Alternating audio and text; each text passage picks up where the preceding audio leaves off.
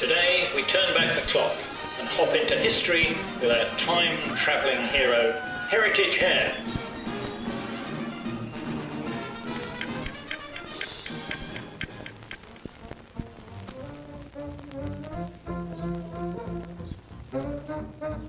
And here we see our furry friend has landed in the tranquil Northamptonshire village of Kingscliff. There he is. Hello, who is he spotted here? Looks like Mr. Reginald Rhubarb hard at work on his allotment.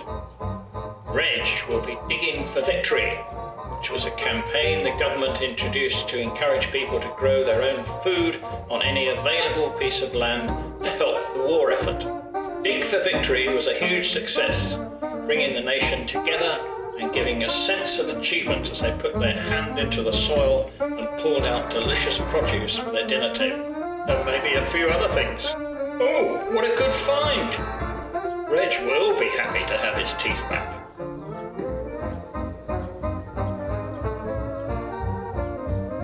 Let's see if there's anything else. That looks like a field telephone, used by the military to communicate in the Second World War.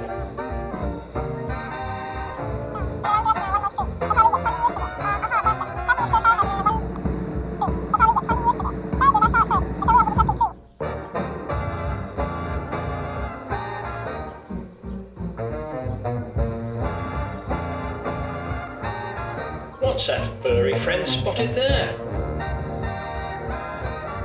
A hand grenade. Be careful, you don't want to throw that. Too late. In the Second World War, Kingscliff had a very busy airfield. First, the RAF was stationed there, and then the US Air Force. Over 1,000 people were based at the airfield, and there was a dentist, dispensary, church, and even a theatre and cinema to keep everyone entertained when they weren't flying missions.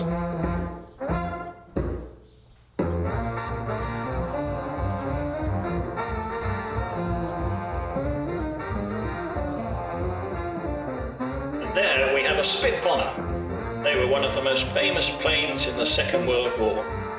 These single-seater planes were agile and fast. They could reach 415 miles per hour. It was vital the planes were very well looked after.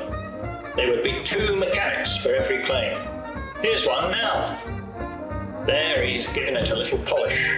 And here's Hare coming to help out. Always happy to get his paws dirty.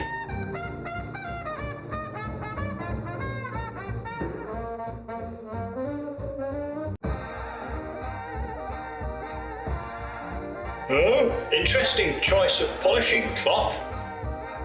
Hope Mrs. Mechanic doesn't find out where her undergarments have gone. And there it goes, ready for another heroic mission.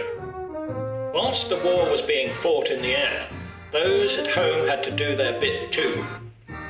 The blackout was introduced where everyone had to keep their house dark at night to make it harder for the enemy to see their targets. I'm not sure Mr. and Mrs. Twerp here have got the idea of blackout. Good job the local air raid warden is on the case. That's more like it.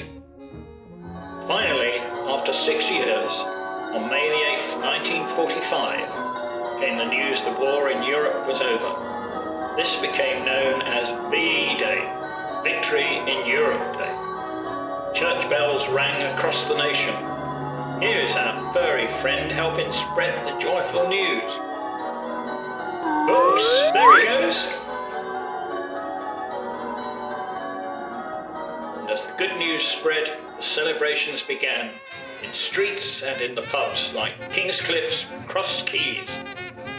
It was a joyful time when the residents all came together to toast the end of the war in Europe.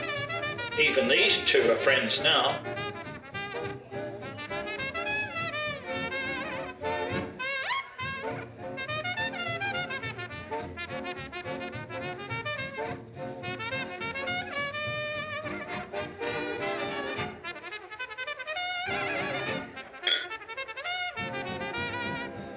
Heritage Hare can sit down after his travels and enjoy a nice drink. Oh dear, looks like someone else is enjoying his drink too. There's no rest for Heritage Hare.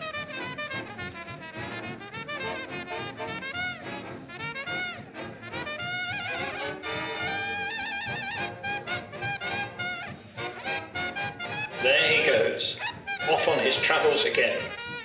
Wonder where he's going to land next.